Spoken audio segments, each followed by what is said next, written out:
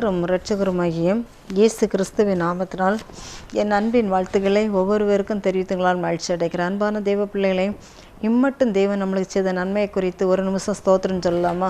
இரக்கத்தின் ஐஸ்வர்யமுள்ள தேவனே, நீர் செய்த நன்மைகளுக்காக உங்களை ஸ்தோத்திரிக்கிறோம் ஸ்தோத்திரிக்கிறோம் ஸ்தோத்திரிக்கிறோம்ப்பா. உம்முடைய அன்புக்காய் ஸ்தோத்திரிக்கிறோம், இரக்கங்களுக்காய் ஸ்தோத்திரிக்கிறோம், உம்முடைய கிருபைகளுக்காக ஸ்தோத்திரிக்கிறோம். தேவனே, நீர் பரிசுத்தமுள்ள தேவனாக இருக்கிறீர். பரிசுத்தாவின் அபிஷேகத்தினால் நிரப்பும்படியாய் தெய்வ மகிமை இறங்கும்படியாய் செபிக்கிறோம். அந்த யூடியூப்பில் பார்க்குற ஒவ்வொரு பிள்ளைகள் மேல் தேவனுடைய அக்கினி வல்லமை இறங்கட்டு ராட்சா, அக்கினி வல்லமை இறங்கட்டு. உடைந்த குடும்பங்கள் ஒன்று சேரட்டு. விபச்சாரத்திற்கும் வேசத்திற்கும் அடிமையான ஜனங்கள் அசுத்தாவின் தந்திரங்கள் எரியட்டு இயேசுவின் நாமத்தினால். குடும்பத்தை ஒட்டச்சி தவுக்கும்படியா இருக்கிற இயேசுவின் ஆவியில் எரிஞ்சு போட்டு பிள்ளையுடைய குடும்பங்களை பிரிக்கிற வகை தேடுகிற ஜனங்கள் நீர் அது சத்துருடைய தலைகளை நசுக்கும்படியாய் சத்துருடைய கோட்டையில் உடையும்படியா நான் செபிக்கிறேன் தகப்பனே. தெய்வ மகிமை அந்த குடும்பங்களை இறங்கும்படியாய் கணவன் மனைவி பிள்ளைகளுக்கு அன்பை கட்டளை விடும்படியா செபிக்கிறோம். கட்டப்பட்ட சத்துருடைய தலைகளை நீர் சுட்டரிக்கிறதற்காக நன்றி, நீர் வெட்கப்படுத்துவதற்காக நன்றி. நீர் உயிரோடு இருக்கும்போது உங்களுடைய பிள்ளைகளை ஒருத்தரும் ஒன்றும் பண்ண முடியாதப்பா தகப்பனே. பதரை போல் அந்த சத்துரு எரிஞ்சு சாம்பலாகி போகும்.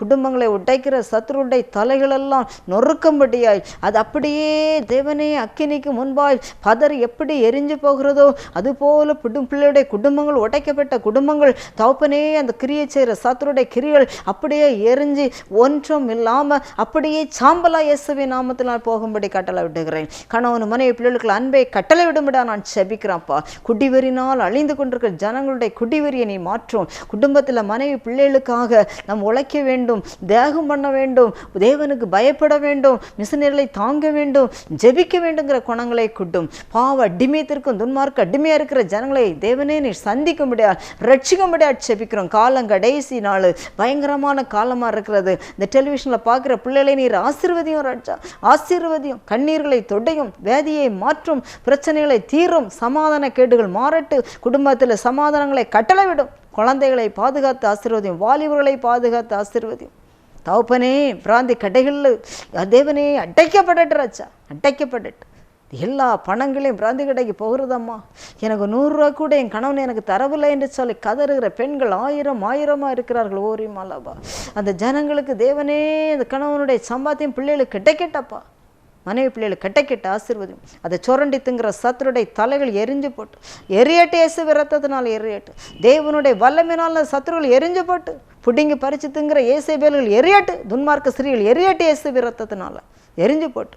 தேவி மகிமை பிள்ளைகளுக்குள்ள உண்டாகட்டு, குடும்பங்களுக்குள்ள உண்டாகட்டு, வீடுகளில் குழந்தைகளில் உண்டாகட்டு. உம்முடைய வருகைக்கு பிள்ளைகளை ஆயத்தப்படுத்தும், பரலோகராஜ்யத்தை தகுதிப்படுத்தும். உம்முடைய மகிமை விளங்கட்டு. பூமியில் வாழும்போது உங்களோடு சஞ்சரிக்கிற பிள்ளைகளாய், ஒரு மோசையை போல மோமா பேசுகிற பிள்ளைகளாய், ஒரு ஏனக்க போல தேவனோடு உரையாடுற பிள்ளைகளாய், தாவீது ராஜாய் போல இருதயத்துக்கு ஏற்ற பிள்ளைகளாய் வாழற்றச்சா. நானும் என் வீட்டாரம் என்றா கர்த்தரே செய்வோம் என்று சொன்ன யோசுவா குடும்பத்தை போல தேவனே ஒவ்வொரு பிள்ளையுடைய குடும்பங்களும் உம்முடைய கரத்து நிழலால் ஆசீர்வதிக்கப்படட்டு, உம்முடைய கரத்து நிழலால் பாதுகாக்கப்படட்டு, உம்முடைய கரத்தின் வல்லமையினால் நிரப்பப்படட்டு நிரப்பப்படட்டு நிரப்பப்படட்டு நிரப்பப்படட்டு ராஜா, நிரப்பப்படட்டு நிரப்பப்படட்டு. மகிமை நிரம்பட்டு, அசுத்தங்கள் விட்டு மாறட்டு, குடும்பங்கள் இருக்கிற அசுத்தங்கள் மாறட்டு, சத்துருவு சேனைகள் எரிஞ்சு போட்டு தெய்வ வல்லமை மகிமை இறங்கட்டு ராஜா. எங்கள் அப்பா நல்லவராக இருக்கிறார். என் ஜனங்கள் ஒருபோதும் வெக்கப்பட்டு போலேன்னு சொல்லியிருக்கிறார். என் நாமத்துக்கு பயந்து என்னை காத்திருக்கிற மேலே நீதியின் சூரியன் உதிக்கும் என்று சொல்லியிருக்கிறார். அப்பா, எங்களை உதிக்கும்படியாய் பிரகாசிக்கும்படியாய் இந்த பூமி கடந்து வந்தேன். நன்றி ராஜா, நன்றி நன்றி நன்றி தகப்பனே. நன்றியோடு துதிக்கிறோம். வாக்கியாலையும் வரப்பிலையும் கால் வச்சு நடக்காதபடி தேவனே உம்மை கரம் நடிச்சு பிடிச்சு நடக்கிற பிள்ளைகளாய், உம் ஆலோசனை கேட்டு நடக்கிற பிள்ளைகளாய், உம்முடைய சித்தத்தை செய்கிற பிள்ளைகளாய் பிள்ளைகள் வாழ அனுக்கிரகம் பண்ணோம் ராஜா. தேவனுடைய மகிமை உண்டாகட்டு. பிள்ளைகள், மருமக்கள், பேரப்பிள்ளை எல்லாவற்றையும் உம்முடைய கரத்தில் ஒப்படைக்கிறோம். உம்ம சாயல் பிள்ளைகளில் வெளிப்படட்டு, உம்முடைய சித்தம் உம்ம விருப்பம் நிறைவேறி முடியட்டு ராஜா. பேசுறது நீங்கள் அல்ல, பிதாவாகிய பரிசுத்த ஆவியானோர் பேசுவான் என்று சொல்லி இருக்கிறார். நேர் பேசும், நான் கேட்கட்டும். இயேசு மூலம் ஜெபங்கள் நல்ல பிதாவே, ஆமென். ஒரு பாடலை பாடிவிட்டு பிரசங்கத்தை பண்ண போகிறேன். அழைப்பின் குரல் கேட்டேன், என் இயேசு ஆண்டவர் என்றறிந்தேன்.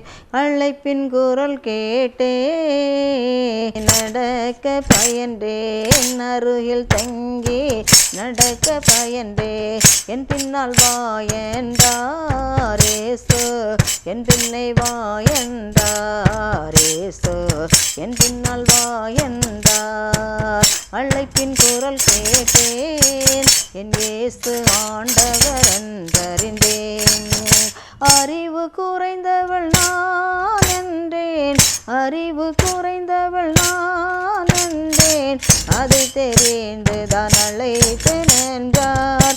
உன்னை நன்றாக அறிந்துதான் அழைத்தேன் என்றாம். அழைப்பின் குரல் கேட்டேன், என் இயேசு ஆண்டவர் என்றறிந்தேன். பாவம் நிறைந்தவள் நான் என்றேன், பாவம் நிறைந்தவள் நான் என்றேன், அதை தெரிந்துதான் அழைத்தேன் என்றார். உன்னை நன்றாக அறிந்துதான் அழைத்தேன் என்றார். உன் பாவங்களை எல்லாம் சிலுவையில் சுமந்தேன், என் இரத்தத்தினால் கழுவி விட்டேன்.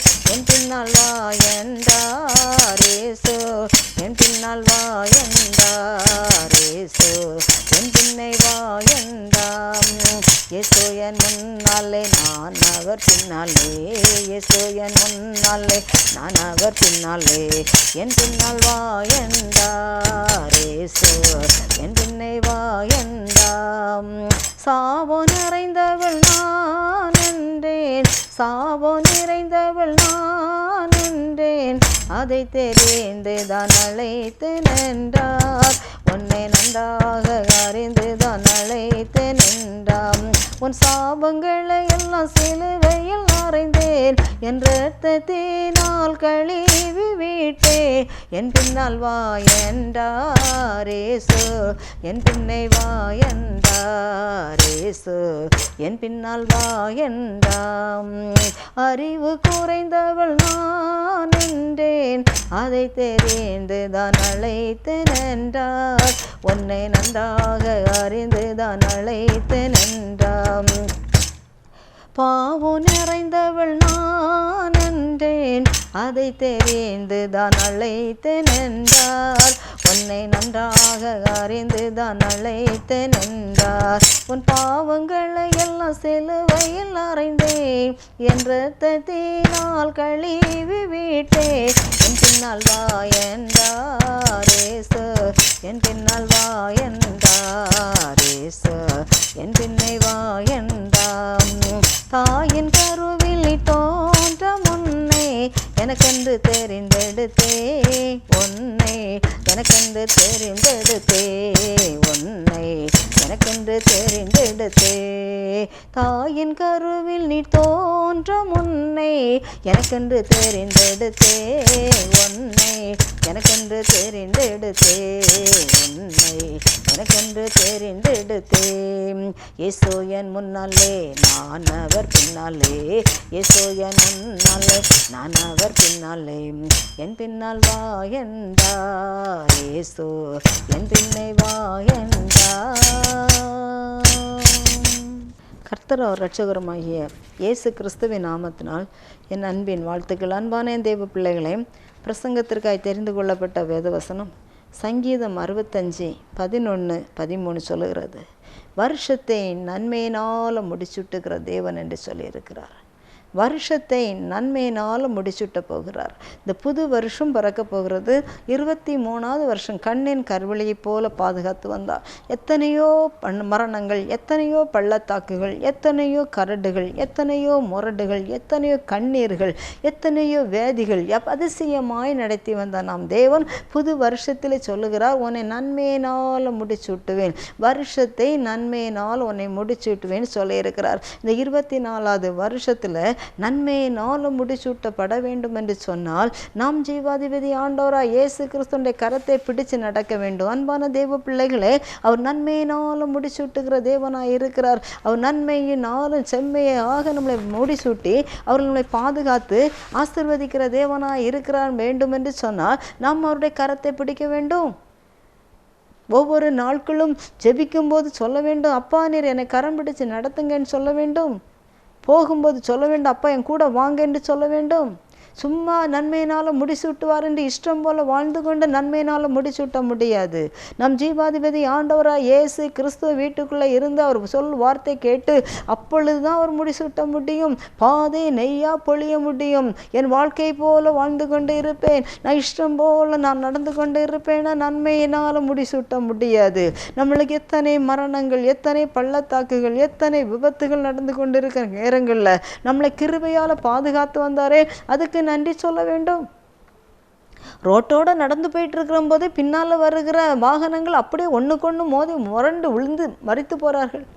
அப்படிலாம் இருக்கும்போது நம்மளை எவ்வளோ அதிசயமாக நடத்தி வந்தார். நம்ம பிள்ளைகளை பாதுகாத்து வந்தார், மருமக்களை பாதுகாத்து வந்தார், பேர பிள்ளைகளை பாதுகாத்து வந்தார், எவ்வளோ பெரிய குடும்பங்களை பாதுகாத்து வந்தார். கொரோனா கொள்ளை டைமில் எப்படி பாதுகாத்து வந்தார், என்ன அதிசயமாக நடத்தி வந்தார். அவர் கூட இருந்தார், மலையே விழுந்தாலும் பாதுகாத்து கொள்ளுவார். நன்மையினால் முடிசூட்ட வேண்டுமென்றால் அவர் பாதத்திலே காத்திருக்க வேண்டும். அவருடைய சொல்லுவார்த்தை கீழ்ப்படிஞ்சு நடக்க வேண்டும். அப்போ தான் அந்த வருஷம் நன்மையால் முடிசூட்ட முடியும்.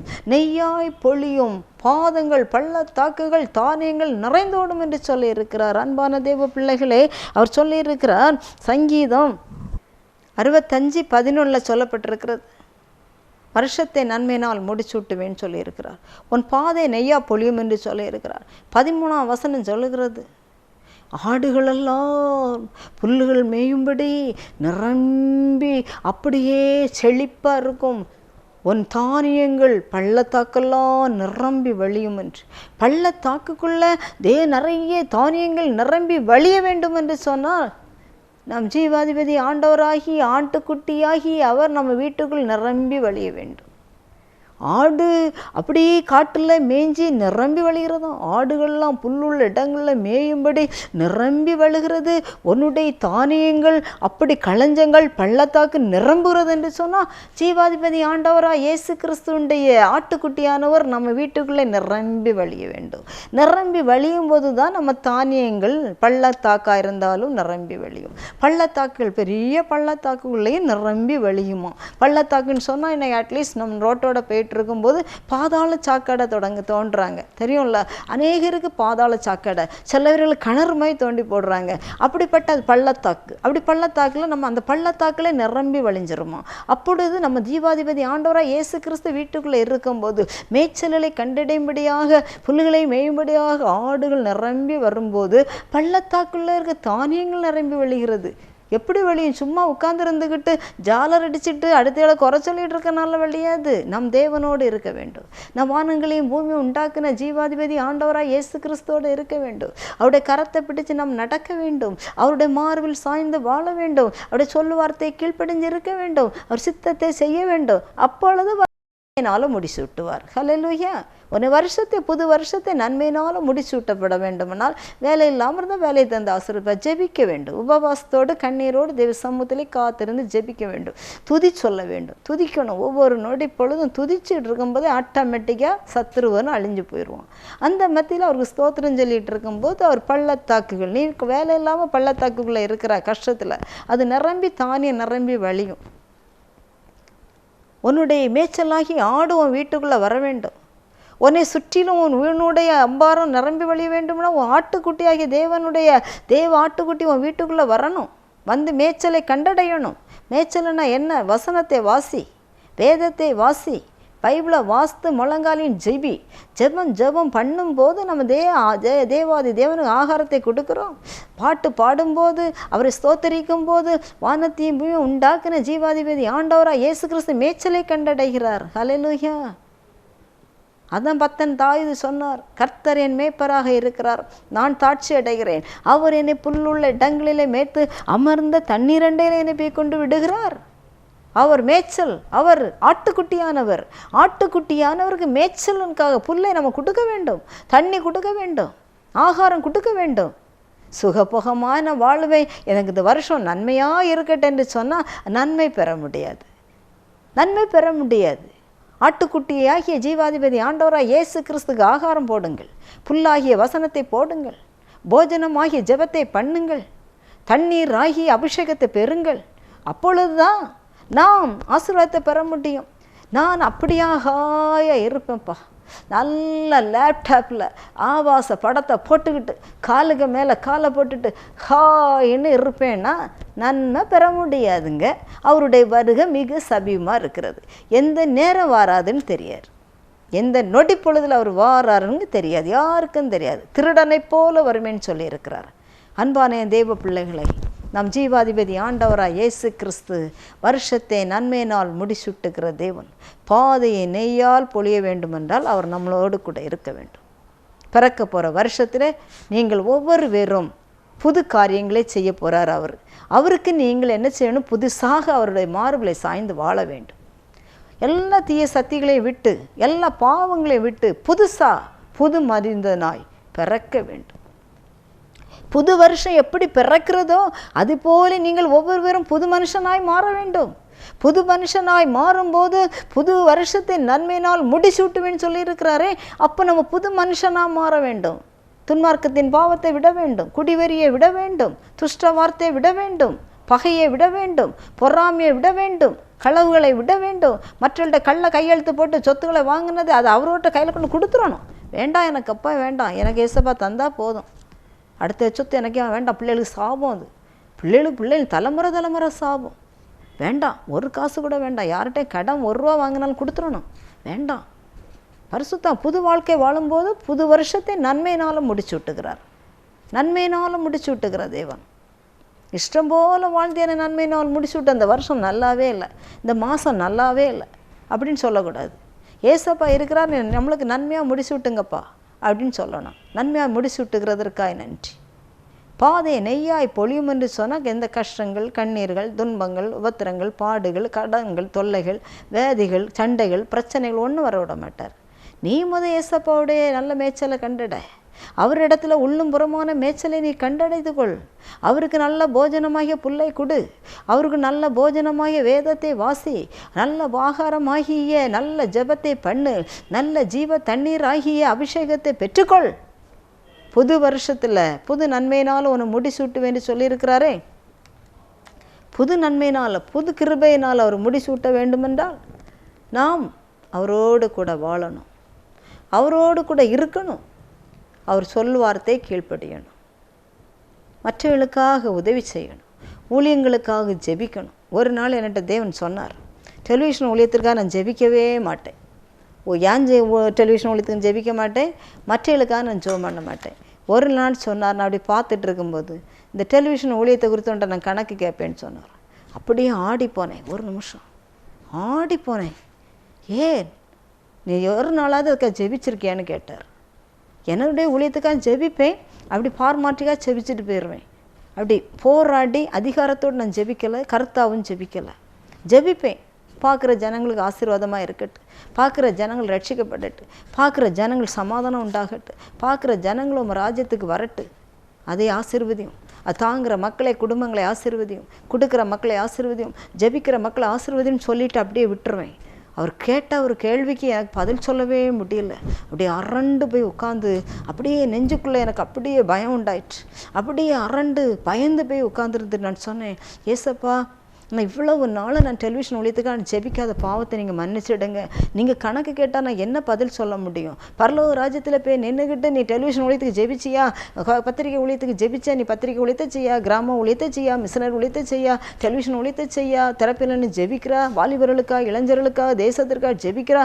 ஆனால் நீ டெலிவிஷன் ஊழியத்துக்காக ஜெபிச்சானே நீர் ஒரு வார்த்தை கேட்டால் நான் அக்கினிக்கு தானே நான் போக வேண்டும். அப்பா நீங்கள் மன்னிச்சிடுங்க, நான் ஜெபம் பண்ணுவேன், எண்ணெயிலேருந்து நான் ஜெபம் பண்ணுவேன்ப்பா அப்படின்னு சொல்லி தேவ சமூகத்தில் உடனே நான் அர்ப்பணிச்சு ஜெபம் பண்ண தொடங்கினேன். அன்பான தேவ பிள்ளைகளை அவர் பார்க்குறார். டெலிவிஷன் ஊழியத்துக்கு நீ ஜெபம் பண்ணியா? ஒவ்வொரு டெலிவிஷன் ஊழியத்தை ஜெபம் பண்ணுற எல்லாம் என் பிள்ளைகள் தானே பேசுகிறாங்க. ஜெபம் பண்ணியா? அவள் சுகபலத்துக்காக ஜெபம் பண்ணியா? அவளுடைய பண தேவைக்காக ஜெபம் பண்ணியா? இந்த டெலிவிஷன் ஊழியை பார்க்குற ஜனங்கள் ஆசீர்வதிக்கப்பட்டேன்னு ஜெபம் பண்ணியா? எப்படி கேட்குறாரு தெரியுமா தேவன்? எவ்வளோ கண்ணோக்கமாக இருக்கிறார் தெரியுமா? நான் அதுக்கு பிறகு நான் ஜெபம் பண்ண தொடங்கினேன். ஊழியர்களுக்காக ஜெபம் பண்ணியா? என்ன அன்புள்ள தேவன் தெரியுமா? என்ன இரக்கமுள்ள தேவன், எவ்வளோ மகிமை நிறைந்த தேவன். அப்படி ஒவ்வொரு நிமிஷமும் தெய்வ பிள்ளைகள் மேல் கண்ணோக்கமாக இருக்கிறார். ஒவ்வொரு நேரமும் ஒவ்வொரு நொடி பொழுதும் அவர் கண்ணோக்கமுள்ள தேவனாக இருக்கிறார். என்ன செய்கிறோம், என்ன பேசுகிறோம், எப்படி உட்காருகிறோம், எப்படி நடக்கிறோம் என்று சொல்ல எனக்கு அப்படி தான். யார்கிட்டையாவது ஒரு ஆள்கிட்ட பேசினா என் தேவன் என் பக்கத்தில் என்ன தட்டுறது மாதிரி இருக்கும். தேவனுக்கு பிடியில்லாத ஜனத்திட்ட நான் பேசி சிரிச்சிட்டா கூட கேட்பார், யாரை பார்த்து சிரிச்சான்னு கேட்பார். அதை கூட தேவன் கேட்பார். தாகமாக இருக்குது தண்ணீர் தாங்கன்னு கேட்டேன்னு கேட்பார். யார் வீட்டில் தண்ணி கேட்கா? அங்கே எதுக்கு நீ போகிறா? எனக்கு பிரியம் இல்லாத ஜனத்திட்ட உனக்கு என்ன தண்ணி குடிப்பு? எனக்கு பிரியம் இல்லாத வீட்டில் உனக்கு என்ன போக்கு? எனக்கு பிரியம் இல்லாத வீட்டில் உனக்கு அங்கே என்ன ஜெபம்? நான் கேட்டு போவேன். என்கிட்ட சாப்பிட்டு சொல்லிட்டார், என்கிட்ட கேட்காம நீ எங்கேயும் போகக்கூடாது, யார்கிட்ட என்னை வாங்கக்கூடாது, யாருக்கு எதுவும் கொடுக்கக்கூடாது. நான் என்ன சொல்கிறேனோ அதுபடி தான் நீ செய்யணும், எது செய்தாலும் என்கிட்ட கேட்டுட்டு தான் நீ செய்யணுன்ட்டார். அதனால் நான் பயந்து தான், ரோட்டில் போனாலே பயந்து தான் போவேன். அதனால தான் என் கண்ணை ரெண்டையும் குருடாக்கிட்டார். யாரையுமே பார்க்க வேண்டாமே. அநேகர் சொல்லுவாங்க, அவளுக்கு பணம் வந்து கண்ணை அப்படியே அடைச்சிட்டு அதனால் பேசாமல் போகிறா, பணத்துமுறு பிடிச்சவான்னு ஏசுவாங்க. அதையும் என் காதால் கேட்டுட்டு தான் போவேன். நான் ஒரு வழியில் நான் தேவனுக்கு நன்றி சொன்னேன். என் கண்ணு தெரியாமல் நீர் ஆக்குனதற்காய் ஸ்தோத்திரம். ஹல்லேலூயா. என் கண்ணை நீர் தெரியாமல் மங்கள் ஆக்குனதற்காய் உங்களுக்கு ஸ்தோத்திரம். அதனால் ஒருத்தர்கிட்டையும் பேச வேண்டாம், ஒருத்தர்கிட்டையும் சிரிக்க வேண்டாம், ஒருத்தர்கிட்டையும் ராவ வேண்டாம். ரோட்டோட போனாலும் அப்படியே குனிஞ்சு வந்துடலாம். ரொம்ப ஸ்தோத்திரம்ப்பா உங்களுக்கு நன்றி என்று சொன்னேன். ஒவ்வொரு நிமிஷமும் நம் ஜீவாதிபதி ஆண்டவராக இயேசு கிறிஸ்து கண் காண்கிற தேவனாக இருக்கிறார். நம்ம மேலே கண்ணோக்கம் உள்ளவராக இருக்கிறார். நம்ம பிள்ளைகள் மேலே கண்ணோக்கம் உள்ளவராக இருக்கிறார். மருமக்கள் மேலே கண்ணோக்கம் உள்ளவராக இருக்கிறார். பேர பிள்ளைகள் மேலே கண்ணோக்கம் உள்ளவராக இருக்கிறார். எத்தனையோ வருஷத்துக்கு முன்னால் வரப்போகிற ஆபத்தை இப்போவே சொன்னார் என் பேரனை குறித்து. 14 வயசு வரை அவனை கண்ணியமாக பாருங்கள். இங்கேயும் தலைப்பிள்ளை, மூத்த பிள்ளை, ஆம்பளை பிள்ளை, அங்கேயும் மூத்த பிள்ளை, ஆம்பளை பிள்ளை, பொறாமல் பிடிச்சிருக்கிறாங்க ஜனங்கள், கவனமாக பாருங்கன்னு சொன்னார். பாருங்கள், பிள்ளைக்கு இப்போ தான் 11 வயசு ஆகுது. அந்த 3 வருஷத்துக்கு பின்னால் உள்ள காரியத்தை எங்கள் அப்பா சொல்லணும்னா எத்தனை அன்புள்ளவர் பார்த்தீங்களா, எத்தனை இரக்கம் உள்ளவர் பார்த்தீங்களா, எவ்வளோ கிருபை உள்ளவர் பார்த்தீங்களா. அப்போ என் பிள்ளைகளுக்கு ஒரு ஆபத்து பின்னால் வருதுன்னா இப்போவே சொல்லிடுறாரு. அப்போ அதை நம்ம அப்பாட்ட ஒப்பு கொடுத்துருவோம். எங்களால் பார்க்க முடியாது. ஸ்கூலுக்கு போகிறது உண்டு, கடைகளுக்கு போகிறது உண்டு, வீட்டில் இருக்கிறது உண்டு, விளையாட போகிறது உண்டு. எதில் இந்த ஆபத்துகள் யாரும் கடத்தி கொண்டு போய் எதுவும் செய்யலாம். அதனால தேவனே நீர் உங்கள் பிள்ளைகளை பாதுகாத்து ஆசீர்வதியும். தாய் தோப்பனுக்கும் தேசத்துக்கும் ஆறுதலின் பிள்ளைகளாக அது ஒற்றுமையோடு மனதோடு சந்தோஷத்தோடு வாழ அனுக்கிரகம் பண்ணும் என்று ஜெபம் பண்ணிகிட்ருக்கேன். என்ன 2 பிள்ளைகளுமே நான் தேவ சமூகத்தில் அவர் தந்த பிள்ளையை சளைக்கிற டிஜே சனகரன் ஜெபம் மூலமாய் என் மகளையும் மகனையும் ஏசப்பா தந்தார். என் பேரனுக்கு ஹார்ட்டில் ஹோல் இருந்தது, மறிச்சு போமா 3 மாதத்துக்கு பிறகு இருக்க மாட்டானா. நான் தேவன் 11 வயசுல என் பிள்ளை பாதுகாத்தார். ஹல்லேலூயா. அப்படிப்பட்ட அன்பு நிறைந்த என் தேவன் என் மகளுடைய சர்டிஃபிகேட் ஒருத்தி களவாண்டு 4 மாதம் வச்சுருந்தா. என் தேவன் வாங்கி தந்தார். 4 வருஷம் அந்த சர்டிஃபிகேட் தொலைஞ்சு போன சர்டிஃபிகேட்டை எரிச்சார்களோ தொலைச்சாங்களோ தெரியாத தேவனுக்கு தான் வெளிச்சம். ஆனாலும் திரும்ப நாங்கள் அப்ளை பண்ணி 4 மாதத்துக்கு ஒழிச்சு வச்ச சத்ரு கையிலேருந்து வாங்கி தந்தார். எத்தனை அன்புள்ளவர், எத்தனை அன்புள்ளவர். ஜெபித்து கொண்டு இருக்கும்போது சொன்னால் சத்ருவானவன் சர்டிஃபிகேட் தடை பண்ணி வச்சுருக்கான். அன்புக்குரிய தேவ பிள்ளைகளே, நம்ம அப்பா கண்காண்கிற தேவன், நம்மளை கண்காணிக்கிற தேவன். ஒவ்வொரு நொடி பொழுதும் மேலே நம்ம மேலே கண் வச்சிருக்கிறார். அதுதான் பத்தன் சாதனா, இஸ்ரவேலை காக்கிறவர் உறங்குவதும் இல்லை தூங்குவதும் இல்லை. உன்னை காக்கிறவர் உறங்கார், உன்னை காக்கிறவர் உறங்குவதில்லை தூங்குவதும் இல்லை என்று சொல்லியிருக்கிறார். அவர் இஸ்ரவேலை காக்கிறவர் உறங்குவதும் தூங்குவதும் இல்லை. நாம் தூங்கலாம், நம்ம தூங்கட்டென்று அவர் பக்கத்திலே முழிச்சிருப்பார். நம்ம பிள்ளைகளை தூங்கட்டென்று பக்கத்திலே முழிச்சிருந்து பாதுகாப்பார். ஏதாயிலும் பூச்சி கடிச்சிடக்கூடாது, என் பிள்ளைகளை யாராவது துஷ்டர்கள் தொற்றக்கூடாது என்று. அப்படிதான் அன்புக்குரிய தேவ பிள்ளைகளை இந்த யூடியூப்பில் பார்க்குற உங்களை பாதுகாத்து வருகிறார். எந்த சத்துருவும் உங்களை தொட முடியாது, எந்த மண்கண்களும் அணுக முடியாது, எந்த பிசாசும் கிரிகளும் தொட முடியாது. சத்துருவின் கோட்டையெல்லாம் உடைச்சி தவிர்த்து போடுவார். ஹல்லேலூயா. பயப்படாதிருங்கள். இந்த வருஷத்தை நன்மையினால் உங்களை சூட்ட வேண்டுமென்றால் தேவ சமூகத்தை கரத்தை பிடிச்சு கொள்ளுங்கள், வேதத்தை வாசிங்கள். பள்ளத்தாக்குகள் தானியம் நிரம்பி வழிய வேண்டும் என்று சொன்னால் அப்படியே தேவ சமூகத்தின் கரத்தை பிடிச்சு கொள்ளுங்கள். அப்படி தான் வேலை இல்லாத பள்ளத்தாக்கிலிருந்து உங்களை நிரம்பி வெளியே வைப்பார். ஹல்லேலூயா. வேலையை தந்து ஆசீர்வதிப்பார். புது வருஷத்தில் வேலையை தந்து ஆசீர்வதிப்பார். குடும்பத்தில் இருக்கிற தத்தளிப்பின் பாத்திரத்தை உங்கள் சத்துரு கையில் தூக்கி கொடுப்பார். பயப்படாதிருங்கள், பயப்படாதிருங்கள். புது வருஷத்தில் கணவன் மனை பிள்ளைகளும் சந்தோஷமாக வாழ வைப்பார். உங்களுடைய குறைவுகளை தேவ சமூகத்தில் அறிக்கை விடுங்கள், பாவங்களை அறிக்கை விட்டு ஜெபிங்கள், உபவாசத்தோடு இருங்கள். தேவனை தேடாத பாவத்தை மன்னியும் என்று சொல்லுங்கள். வேதத்தை வாசிங்கள். என் வேதத்தை மறந்தா உன் பிள்ளைகளை நான் மறப்பேன் என்று சொல்லி இருக்கிறார். நீங்கள் பைபிள் வாசிக்கும்போது உங்கள் பிள்ளைகள் ஆசீர்வதிக்கப்படும். பிள்ளைகளுக்கு சொல்லிக் கொடுங்க, வசனத்தை சொல்லிக் கொடுங்க. நீங்கள் சின்ன பருவத்தில் நம்ம ஏசப்பாக்குள்ள வார்த்தையை சொல்லி வசனங்களை சொல்லும்போது முதிர்ந்த வயது வரைக்கும் அது கைவிடாது இருக்கும். தேவ சமூகத்தில் அழுது ஜெபம் பண்ணுங்க. பிள்ளைகளை நினச்சி மிஷினைகளை தாங்குங்க, புருஷனை நினச்சி மிஷினைகளை தாங்குங்க, புருஷருக்காக உபவாசம் ஜெபம் பண்ணுங்க, உங்களுக்காக மிஷினைகளை தாங்குங்க, குழந்தைகளுக்காக அநேக ஏழை பிள்ளைகளுக்கு துணி எடுத்து கொடுங்க. கிறிஸ்மஸ் டைமில் பழைய துணிகளை கொண்டு கொடுக்காதுங்க, அதுகளுக்குன்னு ஒரு ட்ரெஸ் எடுத்து கொடுங்க. ரொம்ப 1000-2000த்துக்கு எடுக்க வேண்டாம், ஒரு 200 ஒரு ட்ரெஸ்ஸு, 400 ஒரு ட்ரெஸ் எடுத்து அது கொடுத்தாலே சந்தோஷமாக கொடுக்கும், சந்தோஷப்படுவார்கள். அன்பான என் தேவ பிள்ளைகளே, நம் நன்மையினால் முடிசூட்டப்பட வேண்டுமென்றால் வருஷத்தை நன்மையினால் உன்னை முடிசூட்டுவேன், உன் பாதை நெய்யாய் பொழிகிறது. நாம் பாதை நெய்யாக பொழியணும்னா நம்ம அப்பாவோட மார்பில் சாய்ந்து வாழணும். அப்போ நீங்கள் சொல்லுங்கள், நான் கேட்குறேன், எங்கே போகணும், என்ன செய்யணும், நீங்கள் சொல்லுங்கள். அழகாக நடத்துவார், மகிமையாக நடத்துவார். அவரே பிடிச்சிடுங்க, விடாதுங்க. விடும்பு சொன்னால் அதை ஒரு இடத்துல அப்படி தூக்கி போடுவாருங்களாம். மலையில் இந்த போர் காலங்களில் யுத்தத்துக்கு போகும்போது விடும்பை பிடிச்சி ஒரு பெரிய வடத்தில் கட்டி அப்படி வால் அந்த பக்கம் தூக்கி போட்டுருவாங்களாம். பலமாக பிடிச்சிக்கிடுமா. அந்த வடத்தில் ஏறி தான் மலைக்கு மேலே ஏறி அவங்க யுத்தத்துக்கு போவாங்களாம் போர்க்களத்தில். அப்படி போகும்போது அந்த சைடாக இறங்கும் போனது கூட அந்த விடும்பை எடுத்தால் வராதான், அந்த கயிறை கட் பண்ணி தான் எடுப்பாங்களாம். அன்பான தெய்வ பிள்ளைகள், அதே போல் ஒரு விடும்பு எல்லோரும் சொல்லுவோம், ஒரு பழமொழி பழைய காலத்தில் சொல்லுவாங்க, எங்கள் அம்மா காலங்கள்லாம் அவங்க சொல்லுவாங்க, விடும்பு எப்படி பிடிக்கும் தெரியுமா, விடும்பை போல் ஏசப்பாவை பிடிங்கம்பாங்க, முள்ளை பிடிச்சிங்களா முறிய பிடிங்கம்பாங்க. எங்கள் அம்மாலாம் எங்களை அப்படி தான் வளர்த்தாங்க. ஒரு நல்ல தாயாரை தேவன் எனக்கு தந்தார். இப்படிலாம் ஒரு தாய் இந்த உலகத்திலே கிடைக்காது. எங்கள் நல்ல அம்மா அப்பாவை ஏசப்பா தந்தார். முள் பிடிச்சாலும் அறியாத காலங்களில் கூட ஆண்டவரே ஆண்டவரேன்னு தான் ஓடுவாங்க.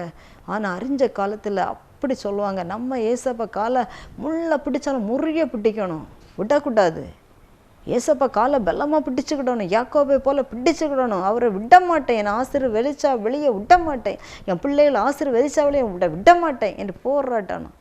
பரலோக ராஜ்யம் பலவந்தம் பண்ணப்படுகிறது என்று சொல்லப்பட்டிருக்கிறது. நம்ம பரலோக ராஜ்யத்தில் பலவந்தம் பண்ணி நம்ம பிள்ளைகளுக்கு ஆசீர்வாதத்தை பெற்றுக் கொடுக்கணும். வேலை கிடைக்கலையா, நீ தந்தை ஆகணும். குடும்ப சமாதானம் இல்லையா, தந்தை ஆகணும். பேர பிள்ளைகளுக்கு நோய் பலனா சுகம் தந்து பிள்ளை தாய் தோப்பன்னு சந்தோஷமாக இருந்தே ஆகணும். கஷ்டம் மாறி ஆகணும், கடன் பிரச்சனை தீர்த்தே ஆகணும், கண்ணீர் மாறி ஆகணும், துன்பம் மாறி ஆகணும், வேதி மாறி ஆகணும். உம்ம பிள்ளைனா அப்படின்னு உரிமையாக ஏசப்பா காலை பலமாக பிடிக்கணும். பலமாக பிடிக்கும்போது நிச்சயமாக உதவி செய்வார்.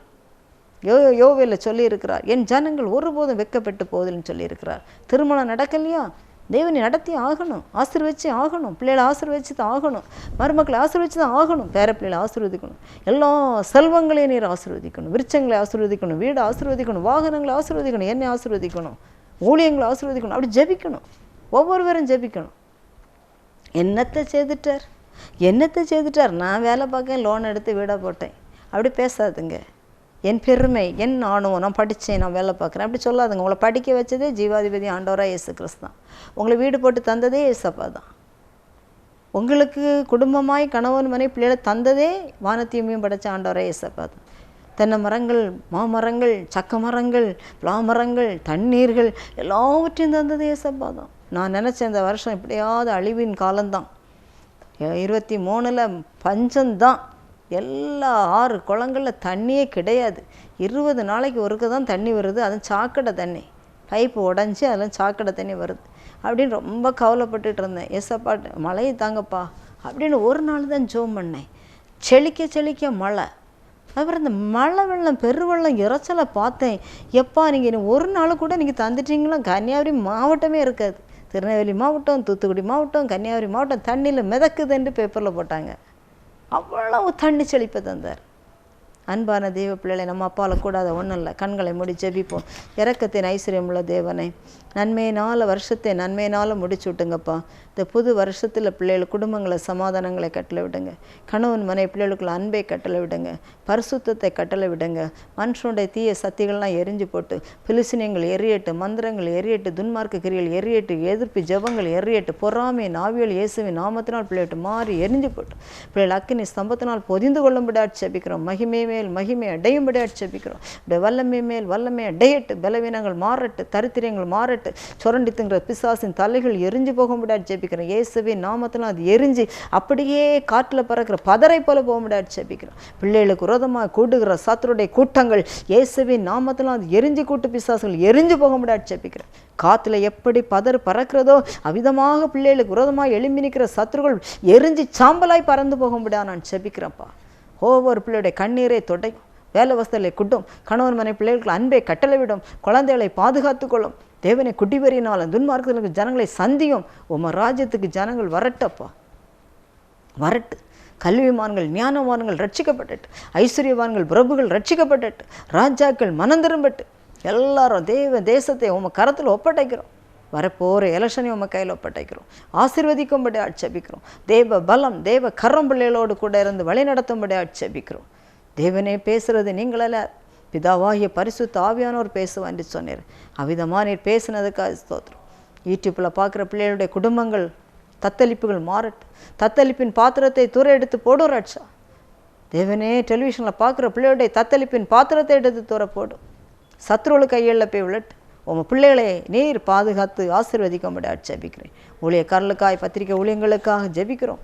தேவனை வரப்போகிற கிறிஸ்மஸ் புத்தாண்டு பிள்ளைகள் மிகுந்த சந்தோஷமும் சமாதானமும் ஆறுதலுமாக இருக்கும்படி ஜெபிக்கிறோம். இயேசு மூலம் ஜெபங்கள் நல்ல பிதாவே, ஆமென்.